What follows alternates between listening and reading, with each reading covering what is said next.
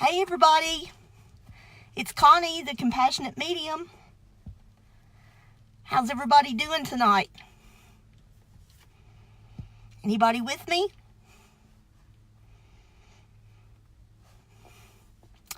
I see Lisa. Lisa's joined. How about anybody else? Anybody else coming?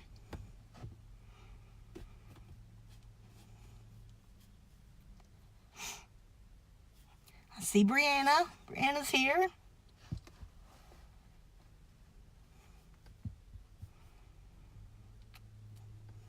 It's kind of a gorgeous day today. People may be outside doing things and not coming in and listening to our chat tonight.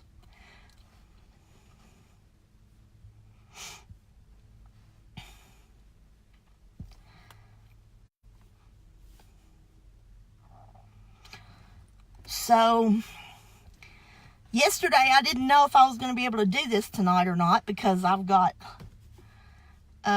tooth problems. I've got an abscess tooth and it's got a nerve showing.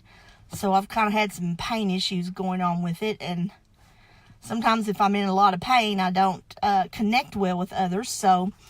But today I felt a little better. I think the antibiotics are starting to kick in. And I'll get it cut out next week. So we'll be done with that pain, hopefully, next week when it comes out. I'm just going to go in and tell you a little bit about chatting with Joel and guests. What exactly does that mean, and who is Joel? Joel is my spirit guide, and he has been with me, well, he's actually been with me all my life, but particularly in the last 6 or 7 years since I've been doing this medium work. And he is the one that actually facilitates bringing all the spirits through that I speak with, either in private readings, group readings, or what I do here, chatting with special guests such as celebrities or historical figures. Anybody that has something to say that can be beneficial to anybody watching or listening. Because the whole purpose of this chatting with Joel and guests is to empower the spirit and to expand the mind, to let you all know that there's more to life out there than what we're living here in our little bitty planet every day. So it's meant to kind of give you some hope, give you some inspiration, give you some maybe answers to questions you may have about what happens when we transition from our life into our other life. And that's why we do what we do. And that's the reason Joel came to me about a month ago and asked if I would be willing to do something like this. So how can you tell your spirit guide no? So I was definitely open for it. I think it can be very, very interesting. I see several's joined us. I see Debbie and Josh and Diane. Slowly but surely everybody's coming through. So tonight he has for us as our special guest tonight is Prince. And I've had everybody ask me, Prince who? No, actual Prince, the artist. The artist who was formerly called Prince, who is now back to being called Prince. So he is actually who Joel has brought through tonight for us to chat with. And I only had one question submitted from viewers and listeners for this tonight, but I'm sure there'll maybe be some more questions that'll scroll through as we go. Once again, I'm outside. This is kind of where I've found a place to make some easy connections. So until that changes, this is where I'm going to be for a while. So if you see me, this is where I'll be in my vehicle until it changes. If I feel like I can make connections somewhere else, we'll do it for somewhere else. But here is just fine. I feel very comfortable here. It's a very beautiful day outside here in Kentucky. And just looking around at nature, looking how beautiful it is. All the trees are starting to bloom and flowers are popping up, and it's just a very, very, very beautiful time right now. So, we're going to get started. And since I didn't have any questions, I'm just going to go ahead and start talking to him. And I'm just going to let him lead in the direction he wants to go. I see Risa. Hi, Risa. Glad you could join us tonight. And welcome. I wore my purple shirt. This is the only purple shirt I have. And purple is definitely his color. Although he's not wearing purple tonight. He has on a white suit. And his hat is kind of, I would almost call it, it's not a royal blue, but it's not a navy blue either. It's got a big white feather sticking out of it. So I want to welcome you and thank you for coming and chatting with us tonight. So let's talk a little bit about just your life. If you want to start, how everything came about for you and how things happened, how your destination in life was fulfilled, and then we'll go on and talk about after your transition into the afterlife, what you've been doing since then. He says he wants to thank everybody for wanting to listen to him. He appreciates everyone, especially all of his fans that he's had his whole career. And even new fans that have come along to listen since he has transitioned onto the afterlife.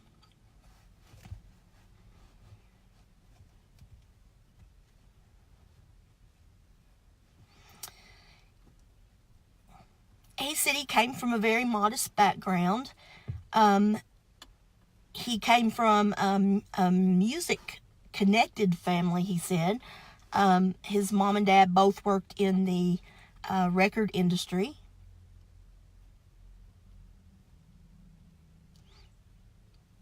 He's saying that when he was 7 years old, he wrote his first song sitting at an old piano that they had in their house.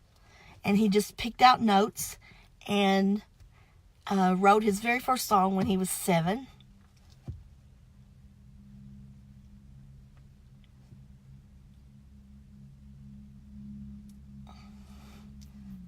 And he says, like a lot of other artists that I've talked to, he also knew that he was destined to be in music and destined to be a performer.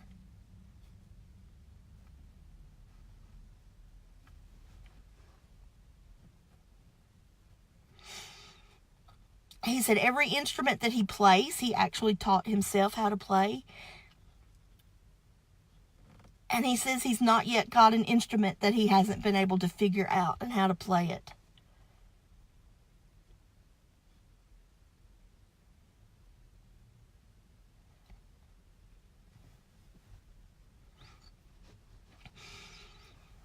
He said early on in his life, he knew he was very spiritual. He always knew he had angels around him. And he always felt them leading him in the direction he was to go. So he said he never felt like he was going about anything that he shouldn't have been doing. He knew he was in the right path.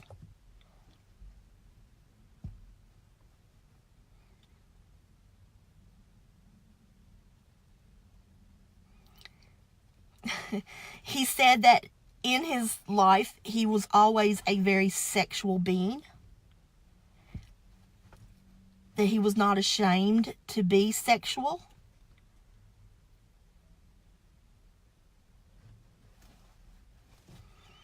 He said when he was about 12 years old, his mom and dad did divorce and split up.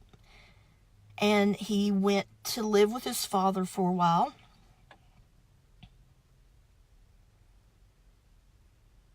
He said his father was very strict, very firm disciplinarian. And he was actually,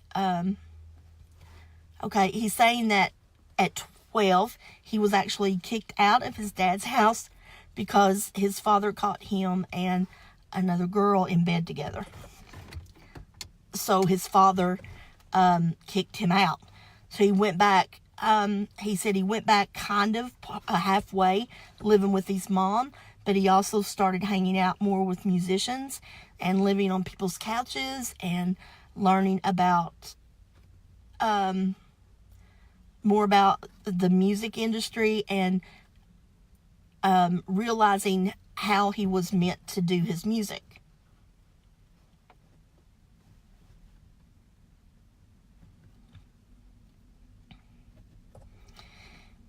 He said he actually, when he was about 16, went into a studio and made his first demo tape. And he said he did it all himself. He played every instrument and he did all of the mixing.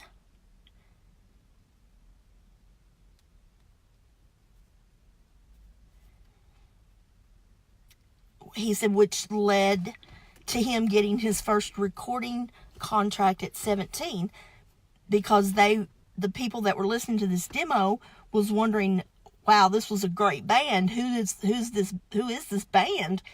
And when he told them that it was him, he had done all of the instruments and all of the mixing, they immediately signed him to a record deal.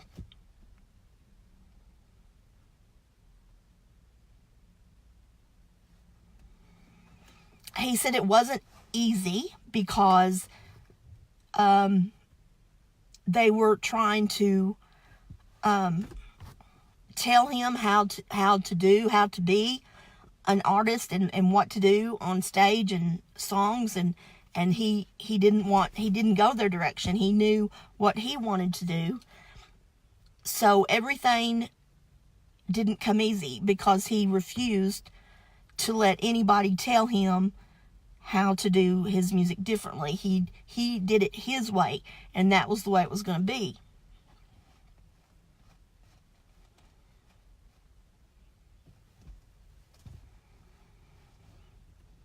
He said it started out very slow, as far as people finding out who he was and how he performed. He said because he was very different, and he drew a certain crowd at first because he drew people that were eclectic or knew what they were doing, knew what they wanted to see. And he said it was slow for a while until it caught on. And he said then it just started snowballing.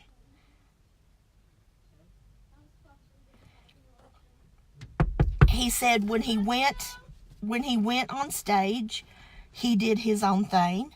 Yeah, he said there was always like a set list, or they knew what they were going to do, but he said he did it the way he wanted it to do. If he felt like jamming, he said, for 2 hours on the guitar, he would jam for 2 hours on the guitar. And he said he did it the way his body, his spirit was telling him to do it.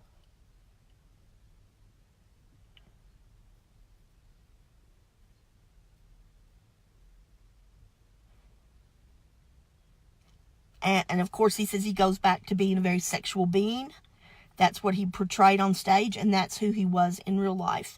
What you saw on stage pretty much was the way he was in real life. He says he was a little quieter off of the stage. He did enjoy his quiet times alone because that's when he would write and that's where he would get his inspiration.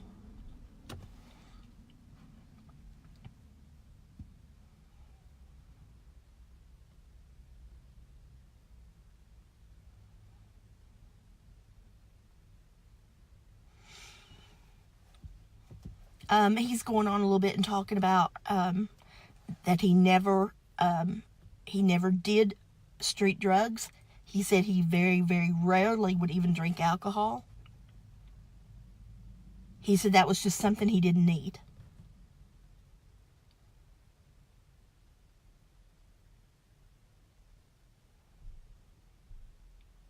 He wants to talk a little bit now about his marriage.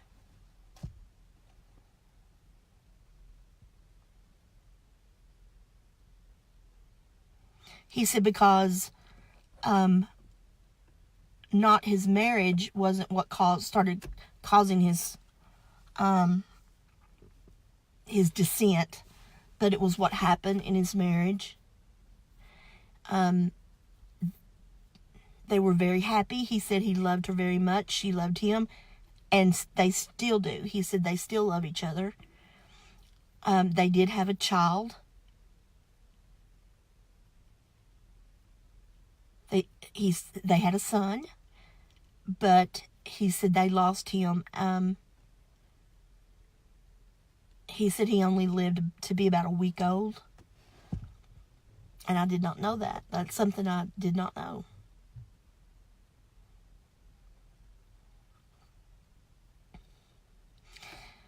He says if you've never experienced losing a child, that is something that he cannot explain, because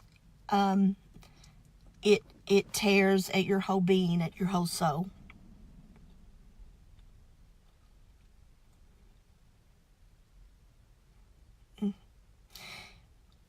And he says that she got pregnant again and carried the second baby.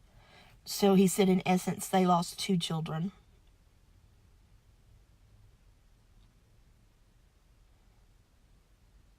Which ultimately caused the split.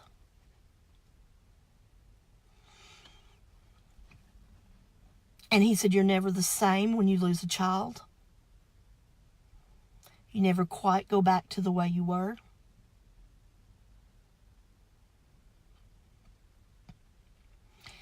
He said that he and his wife dealt with the grief differently. That he said dealt with it more correctly than he did. He says that he would just imagine that it wasn't true, that the baby was still alive. And that wasn't a healthy way for him to grieve, he said. And when you have grief in your body that stays there for so long, he said it starts doing other things physically to your body. He says it doesn't, he says it causes you to be sick. It causes you to be physically ill.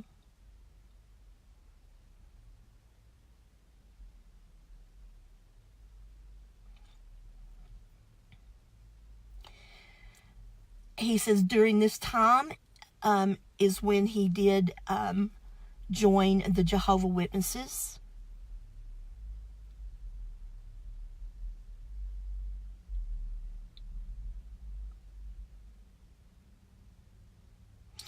And he said that was another reason that didn't help with his illnesses, because there were so many treatments and things that that religion refused or would not allow, that he refused a lot of treatments that could have made him feel better, but that was his belief at the time. And he knows that was all meant to be. It was all in his purpose on life. That was all in his destiny.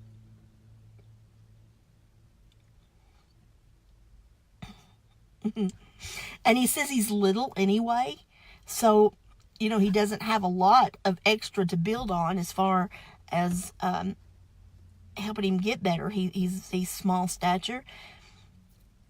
He said he also was a vegan, which he said there's nothing wrong with that, and it's a very healthy lifestyle if you are healthy to begin with.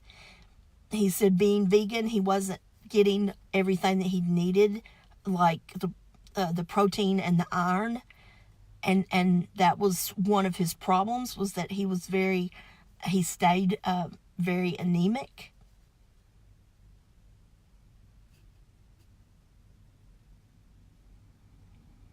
And he said some days he found it hard to even get up out of bed. He was so exhausted. But he says that that never showed in his stage performances.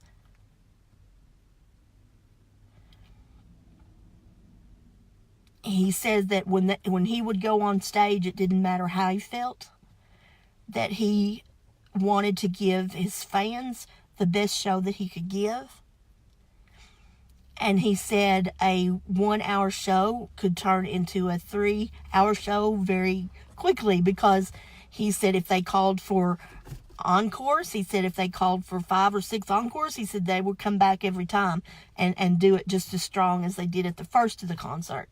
He said so it was very exhausting, but yet he found the strength because of his fans.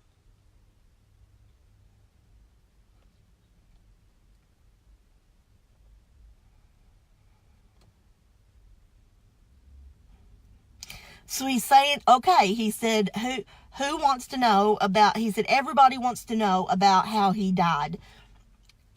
He said, does anybody want to know how he died? I'm sure they do.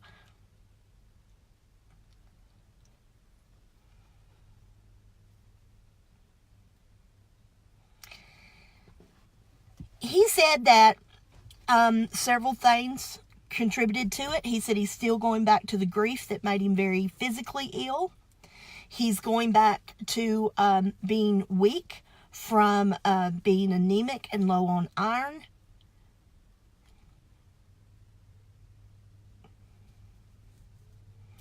He's saying that he even took a couple of bad falls that were very hard on him. He did take prescribed pain medication.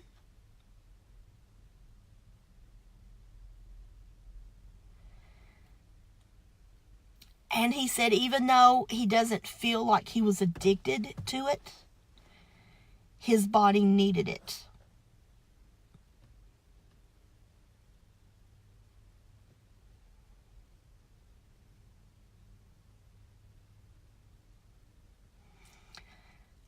And he's saying no matter what anybody has read or watched or heard, that no, he did not commit suicide. It was accidental. And it wasn't all due to the pills, he says. It was all due to everything else. The combinations of everything that his body was going through.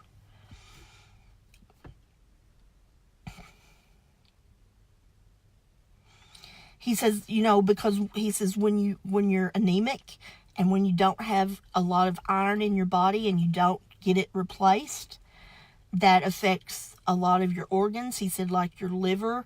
He said your liver does not filter the medicine like it's supposed to do when you don't have good volumes of blood and good blood flow. He says so he thinks that what caused his overdose, he said, is actually just a buildup of all the meds that he had taken that wasn't filtering out right. Got one question here. Diane is asking, she had heard that somebody gave you the wrong pill and you didn't know it. Is that possible? Is that what happened? He says absolutely not. He was taking very strong pain medicine.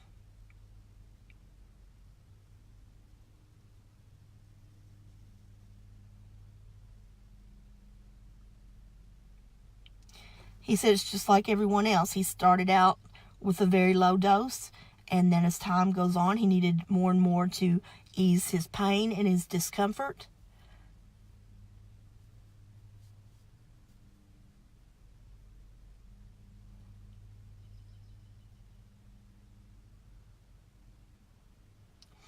So he said everything that he took was prescribed by a physician and should have been totally healthy or totally okay with him taking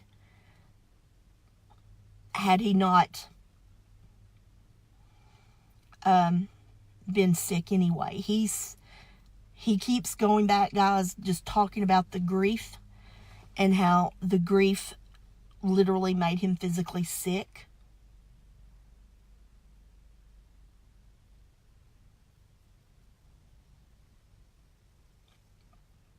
He's saying that he wished that he knew how to have dealt with that grief better and healthier, but he did it in his own way, that he made it through. He said he made it through several more years, because if he felt that if he didn't do it the way he did, he wouldn't have lasted as long as he did.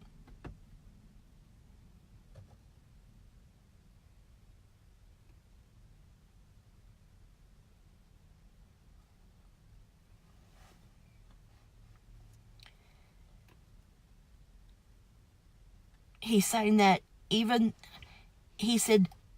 though his life was short, he said about 2 to 3 months before he actually transitioned over, he knew he had a feeling that he had done everything that he was supposed to do here on earth, and that he wouldn't be living long.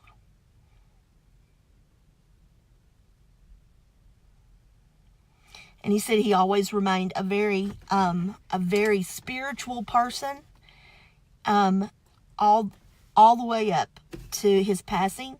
He knew that his angels were with him. He knew that his spirit guides were with him. And he just knew that this was the way it was supposed to play out.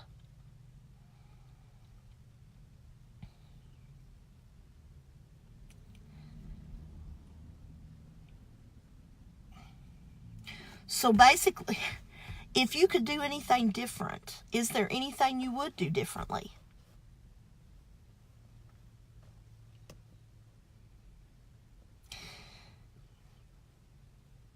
He said, other than the grief part, no. He said, and even that, no, because that was how it was supposed to be.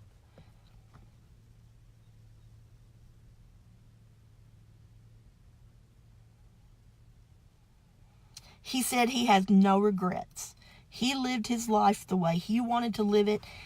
He said he stayed and remained his authentic self through his entire life.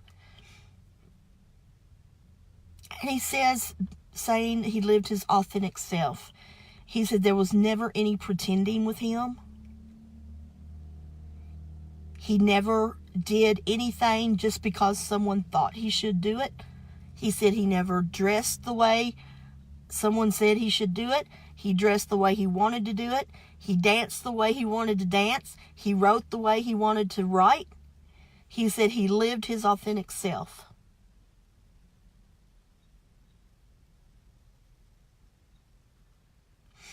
And he says if he could tell everybody what one thing to do in life is to always live your authentic self.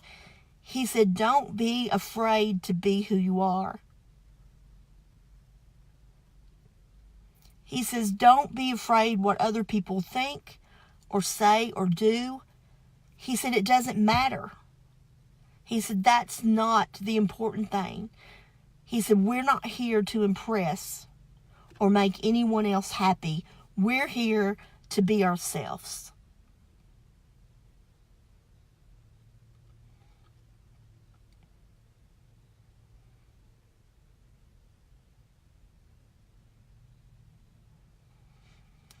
He's talking about little kids.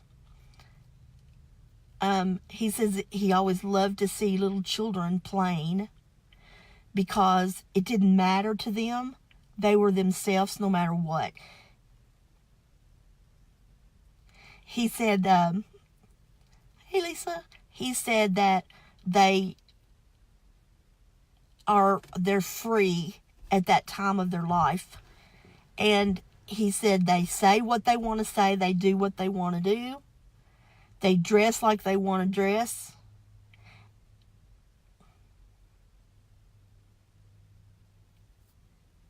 And he says that, he said as parents, we should not take that away from our kids.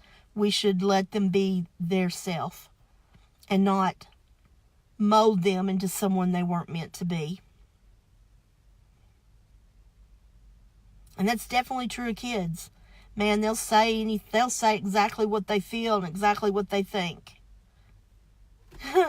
So I see a question. Let's see what this question is.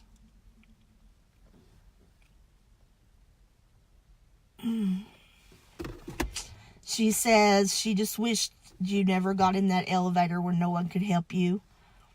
That you were gone too soon.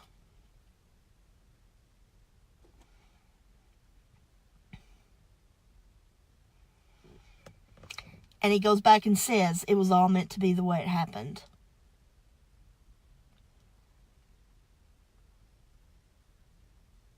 He said, don't get him wrong. He's not talking about being predestined or predetermined what your life is. He said that's not what he's saying.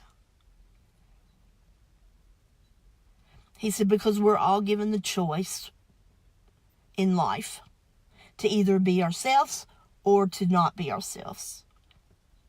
He chose to be himself.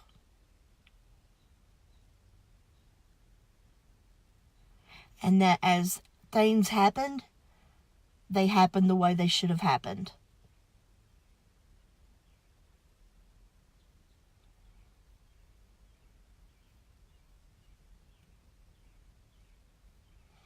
He said going back to even in the 80s, the early 80s, when he made videos, he's talking about MTV being one of the first pioneers of MTV, of videos.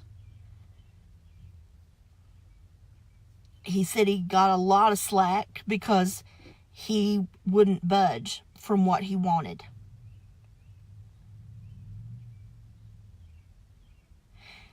And he said he had a lot of problems with MTV at times. He said a lot of threatening to not play his videos if he did it a certain way.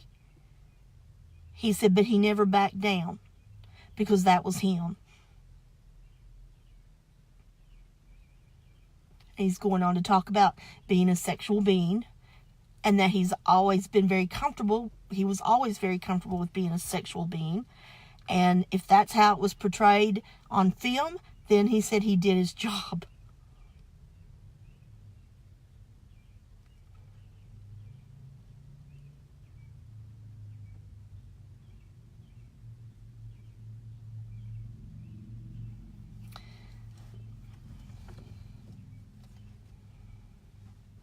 He says it just goes to prove that when you don't back down and you're living your true self, everything will work out. Everything will be the way it's supposed to be.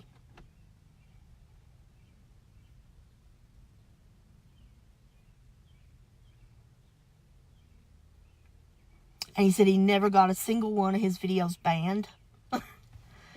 That they were the ones that backed down to him, because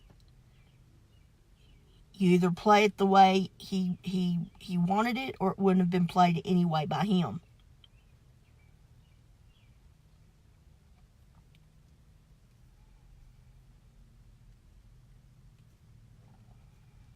I have a comment from Angel. Says she loved your song Purple Rain. And he says thank you very much. That was a song that he wrote that kind of expressed a lot of his grief and despair at the time.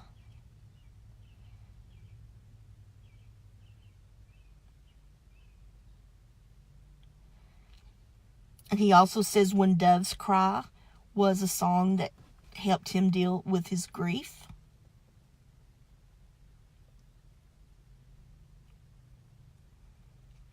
Diane is asking, is there a song title you could tell us that you never got out? I guess that you never put out on an album or CD. Or he laughs and he says he said there were tons of them that he never got out, that he was constantly writing.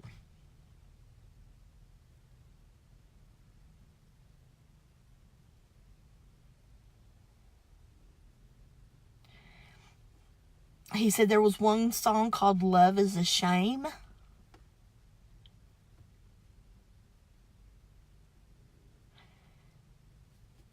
And he said that it talked about how love was meant to be wonderful, but sometimes it's a shame because it doesn't work out the way it's supposed to work.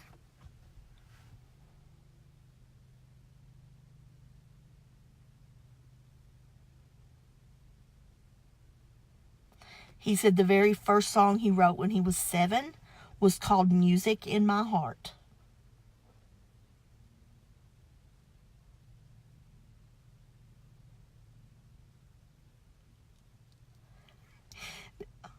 He's talking now about, he's calling him my buddy Freddie, I guess talking about Freddie Mercury. He said that they wrote very similar ways on anything they could find to write on. They would write on pieces of scrap paper or an old newspaper they found, whatever they could find at the time something popped in their head, that they would write it down.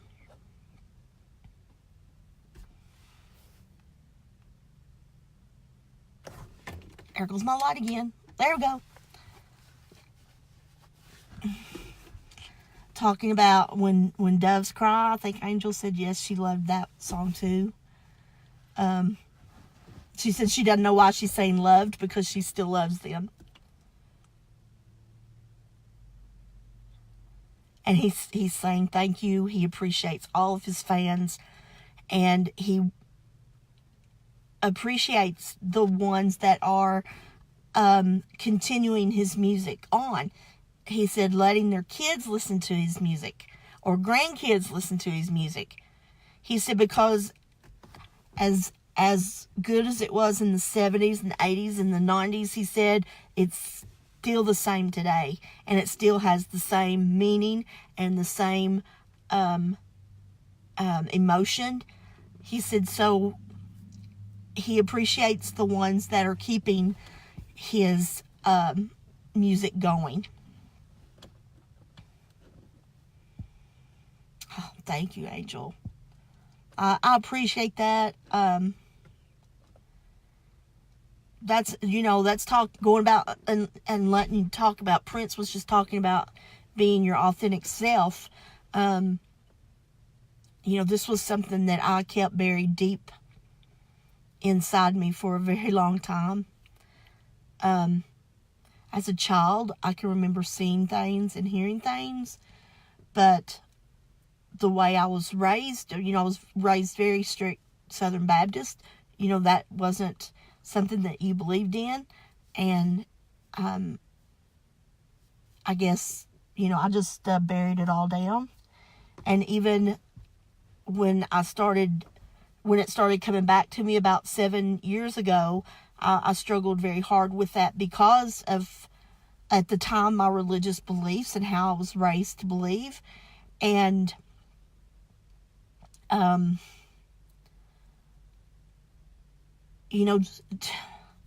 it's something that you've got to do when you feel it and you know that it's right and it can help someone. You've got to do it. I've lost family members because of this that doesn't believe the way I believe now, and that's okay. Prince is saying, he says to hell with them. He said to hell with them because he said you've got to do what you're supposed to do. And I'm tearing up a little bit. It's making me very emotional. So I definitely appreciate that, because I do it to help people, and I so appreciate my spirit guide throughout the years.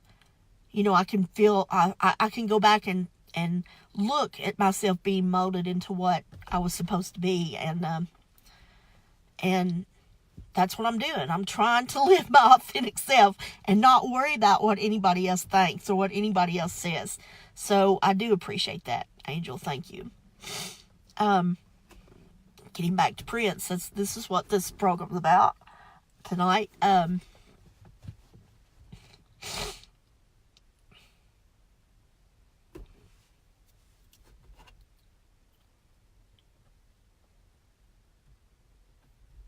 he says he's stepping back. He said that he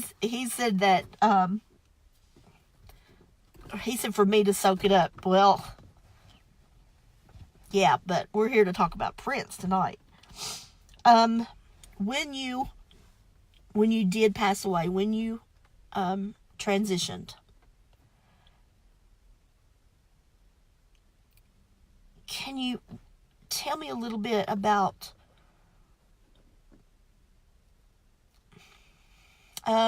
it's different for everybody. So what was your experience transitioning?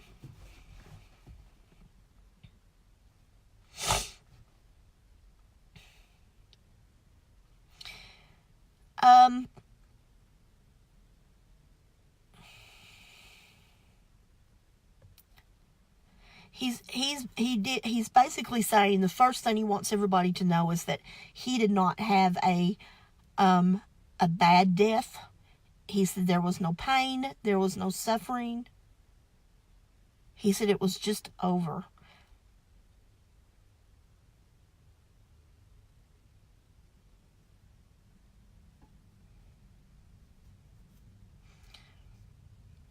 And he said, as different as it is for everybody, he said, the afterlife, he said, your heaven is what you want it to be.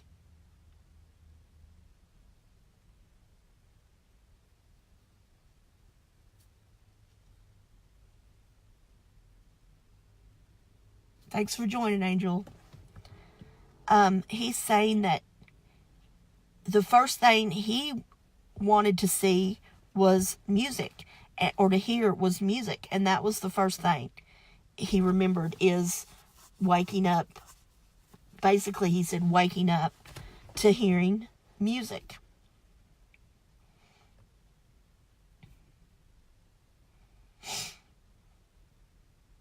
He said, and then the other thing he wanted to do was meet everybody he always wanted to meet, musician-wise.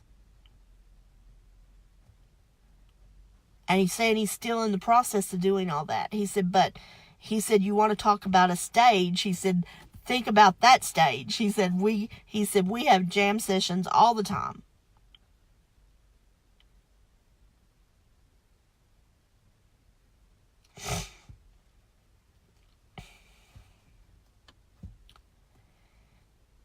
He said, do y'all want to talk about God?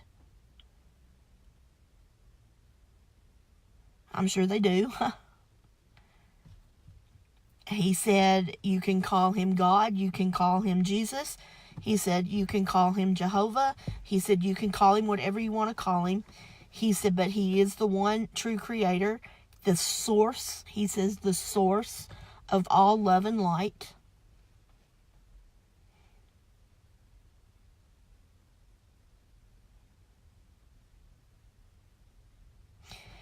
And he said the amazing feeling of once he transitioned, he said the amazing feeling of he said there just wasn't any feelings of hate, of judgment, of disagreement. He said it was all just pure light and pure love. And he said immediately you knew that there was no,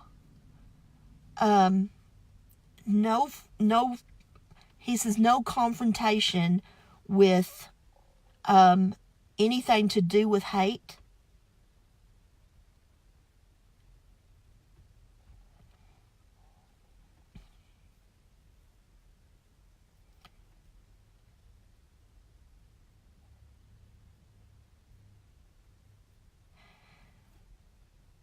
Wow, he's very deep. He's a very deep guy. He's basically saying that your whole body becomes this ball of light, of energy. And he said, because we're that way now, he said, we're all just a ball of light and energy. He said, in a nutshell, he said, that's what we are. He said, but once we transgress the transition over to the afterlife and to be in the same um, in the same place as the source of all light and love, he said it's tremendous. He said it's just a tremendous feeling. He said, and as he's learned now from some of the people that have passed on, and he's mentioned people like Gandhi and Mother Teresa and people like that, he said what he wished now is that everyone could realize that just because we're here doesn't mean we don't have that energy and that light already. He said we've got it, and it can be that way if we would just let it be that way. He said, but here, he said, we're too bombarded. He said there's too much hate, there's too much disagreement. He said there's too much fighting. He said there's too much suffering in the world. He said that we just, he said we've allowed our light and our energy to be pushed down and to be dimmed, he said. And if we could just know that we are this ball of energy and this ball of light, that the world could be so much more, he said, a better place. He said the hate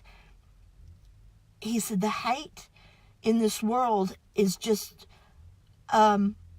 he said it's just gone overboard. He said it's just gone too far. He said you hate people for everything you can think of. He said you hate people from the way they look, from the way they talk, from the way they eat, from the way they dress. He said from who they love. He said, and that it's just making our light and our energy just diminish. And he said, and there's no wonder that there's so much hate in the world, is because we've let it. We've let it take our light, and we've let it take our energy.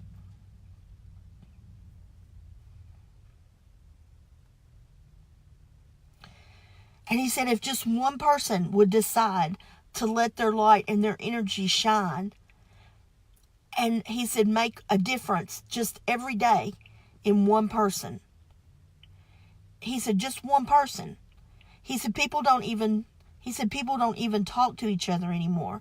He said when you cross paths with people, he said you don't even speak or say hello, he said, anymore.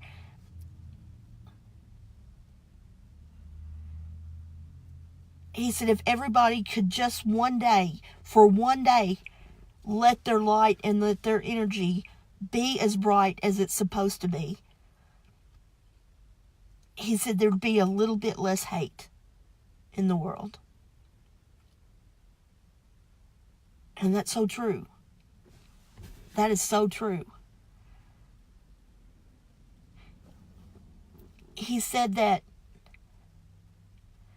we've allowed ourselves to be just okay with it, and to be, he said to just ignore it and to be complacent with it.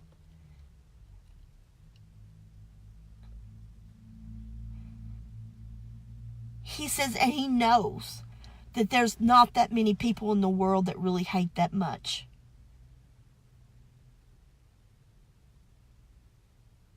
He said, but we as beings have allowed ourselves to let it happen.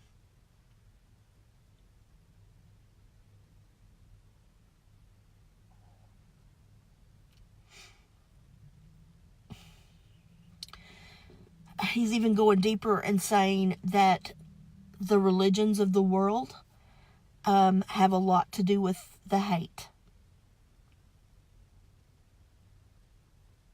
He said, by telling people if you don't believe the way I believe, that you're just not worth being. He said, we're constantly hearing how we're damned for this and how we're damned for that.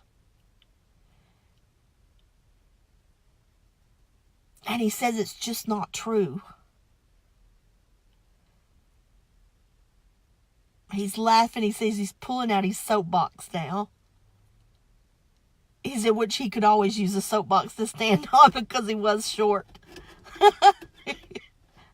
He's a very deep individual. I mean, he's very deep in philosophy.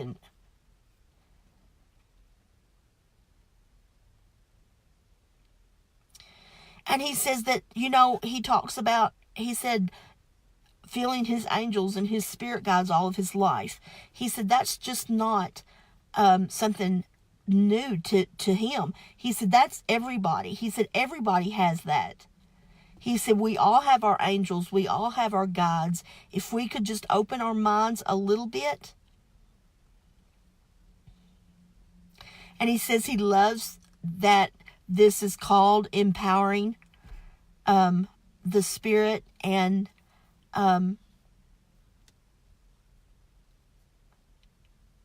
he says that we all need to open our minds.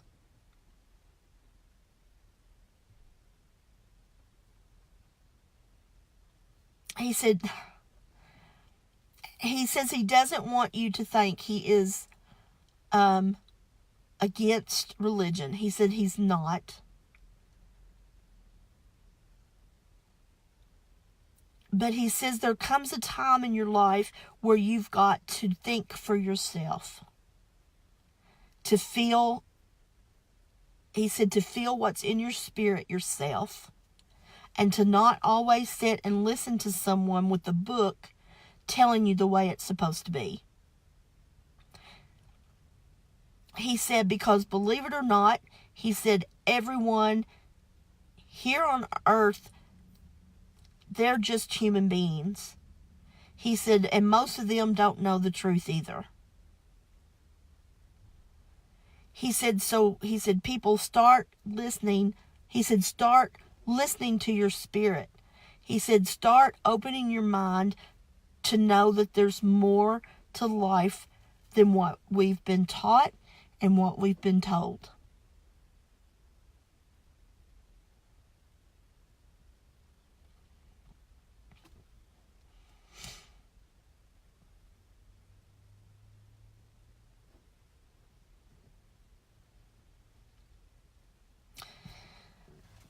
He said if we would open our minds up to accept the possibilities that there's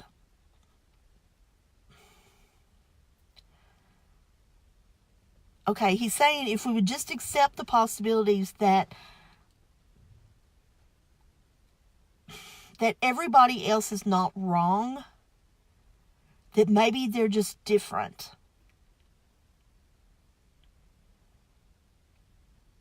He said one person may believe in God. He said the other person may believe in Muhammad. He said some may believe in Buddha. He said there's different ways of looking at the same person.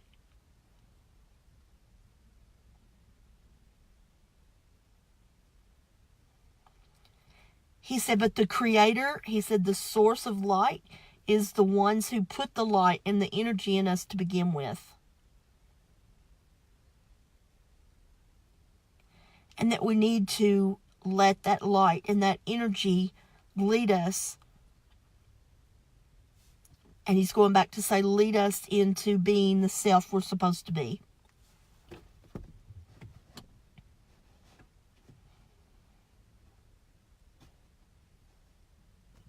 He's saying he's sorry if he's talking too much. I don't think he's talking too much at all. I think everything that you're saying is something we all need to hear.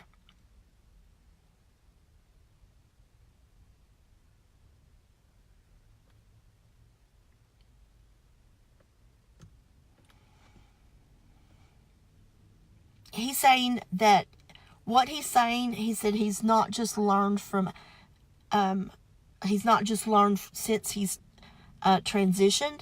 He said that's something that he's always known. He said because he always kept his mind open to his angels and his spirit guides. He said he always knew they were there.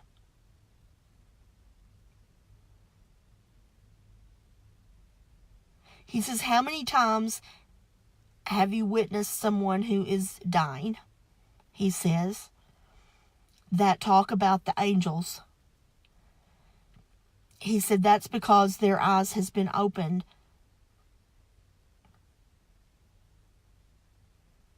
when all along they could have been opened, he says.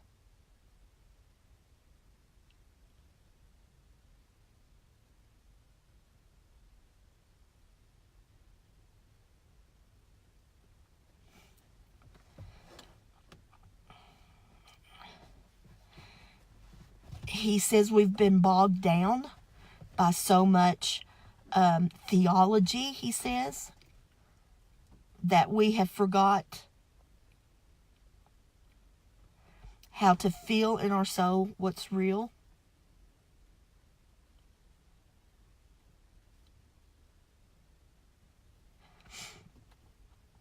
And he said if we could only do that and know that, there would be no more fear of dying.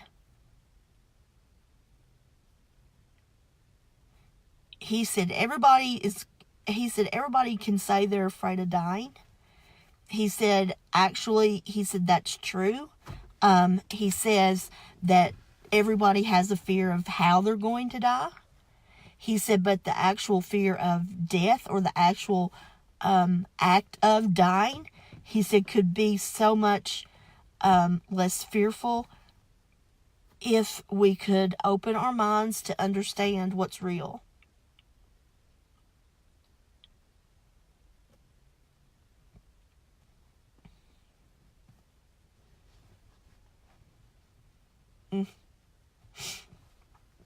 He said some very, very powerful words tonight. And some of the things that he has said, I've mentioned a few times on some of my other live readings, getting into the talks of heaven and hell and things like that.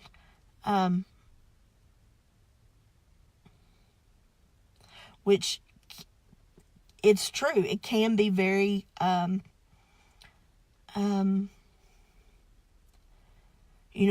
come forward and say some of these things, it's, people are going to think you're crazy, or things like that, because we've been indoctrined for so long to believe in what we've been told for so long and so long, that to hear something different has got to be lies or blasphemy or sacrilegious. That there's a difference from being religious and from being spiritual. And sometimes we'll have a whole session just on that sometimes, if you guys want to do that.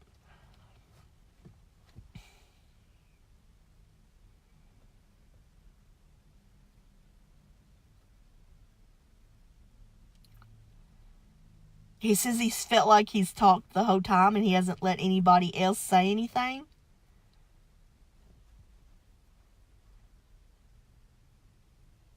I do have one question that was sent in from Nicole. It's actually two questions, and I think we've pretty much answered one of them. The one I think we've answered, that says, was your death an accident on your part, or did others play a part in it? And I think we'd already pretty much answered that. It was actually, he puts the blame all on him. He said, however, it really wasn't all on him. It was just the way his body,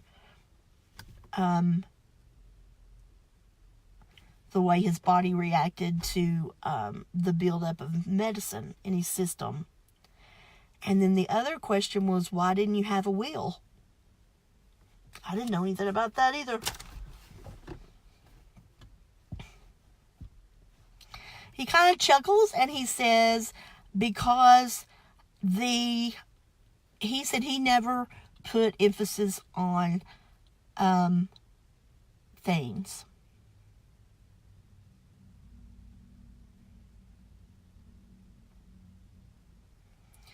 And he said he really didn't care who got his stuff. that things are just things, he says. Things are just things.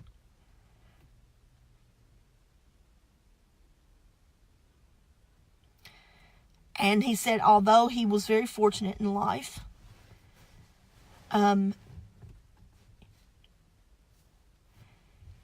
he said, and a lot of people would probably say he lived very extravagantly. He said, but really he didn't. He said his home, I think Paisley Park, he said was his home, and that it was not very extravagant. He was very comfortable. He said, but he didn't believe in over extravagance. He said people look at you if you're a celebrity and expect you to live certain ways or buy certain things or do certain things. And he said he didn't really care. He said he got what he wanted, and he was very fortunate in life to be able to do that. He said he never talked about everything that he did for others. He said because it was no one else's business but him. That he didn't need anyone's approval or praise.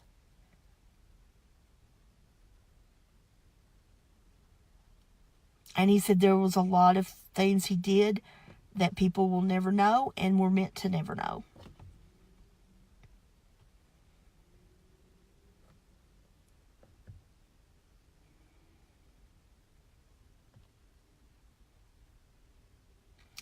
And he said he really didn't have anybody to leave anything to. He said both of his children died. His wife and him were divorced.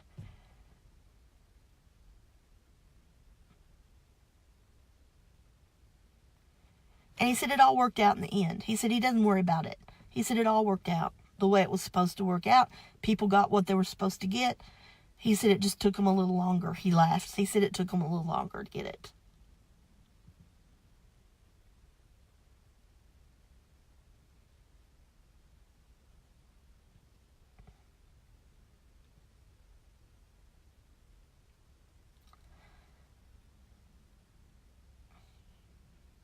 He's talking about how he still is making music.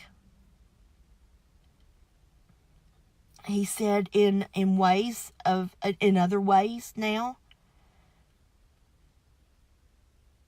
He said he's sort of became people's muse. He said he likes to help artists that are struggling.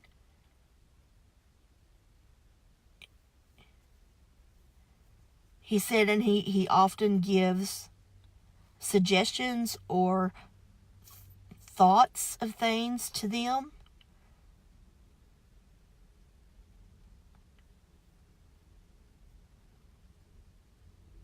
And he said in that way, his music will always live. He said his music will always live on.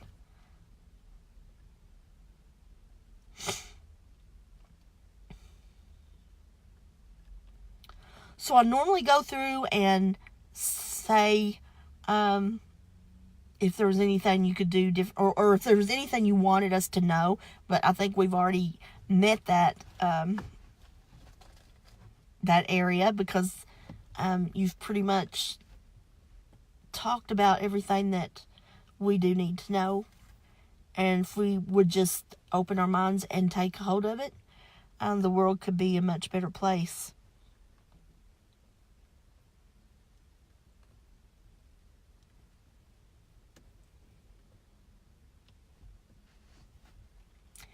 Diane asked about your sister, said he figured that you and her were very close.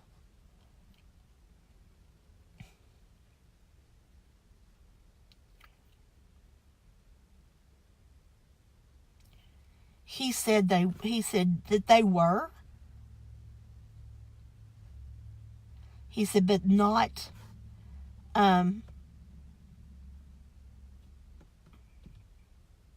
he said, without having to go back and rehash it all, he said things moved differently with them. He lived with his dad when they split up. The sister lived with his mom when they split up.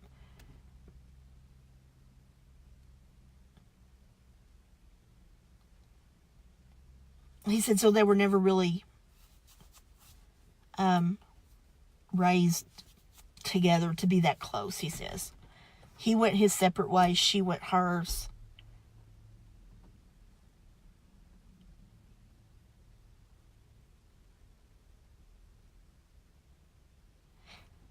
And he's saying that we're all each other's brothers and sisters. That okay, he says that everybody's blood is like everybody else's. He says we're all related, if you want to say that, he says. There goes my light again.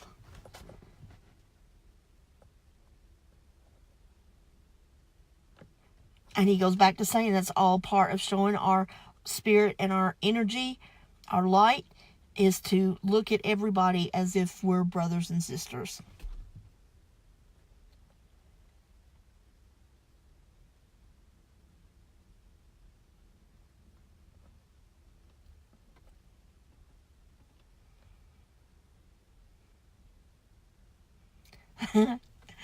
Diane says to tell you that I just want your kiss. He's chuckling. He's blowing a kiss to everybody.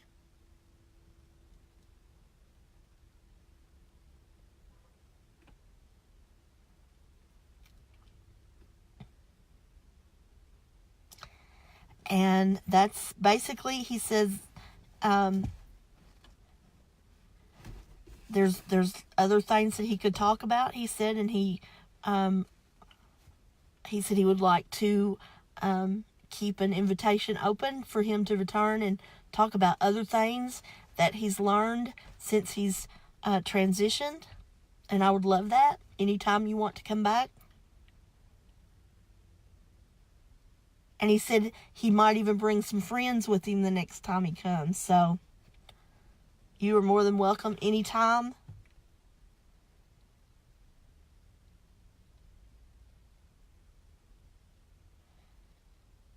And he's basically leaving. He's saying for us to just let our light shine.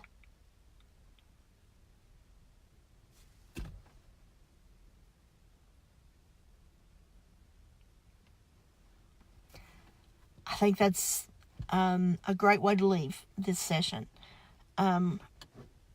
That we all need to let our light shine more. And to reach out to others and love them. And not be afraid to show our love and our compassion.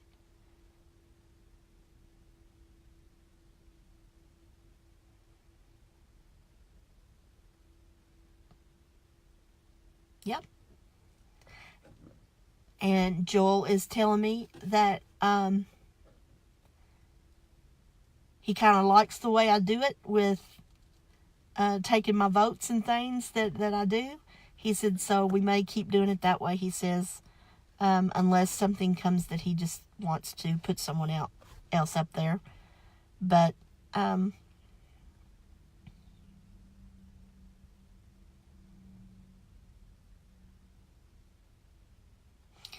Joel is saying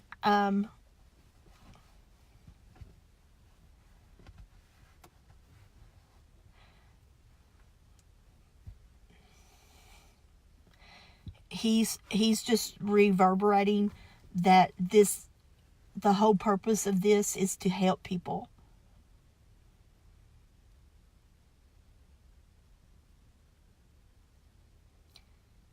And that by doing this, that there will be somebody that'll be helped.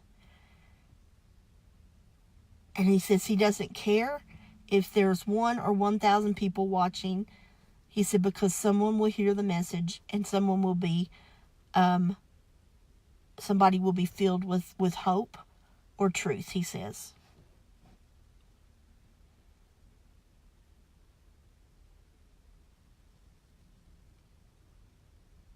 Okay. Well, I want to thank everybody for coming by tonight, and I especially want to thank Prince for being here and giving us his words of wisdom. And not only since he's transitioned, but also his wisdom through life and how he lived his life. We all need to learn how to be ourselves. And I will. Diane, Joel is saying that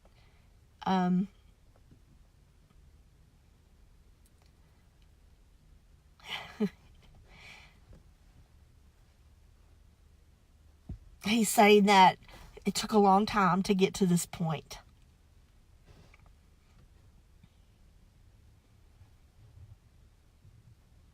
And he said this is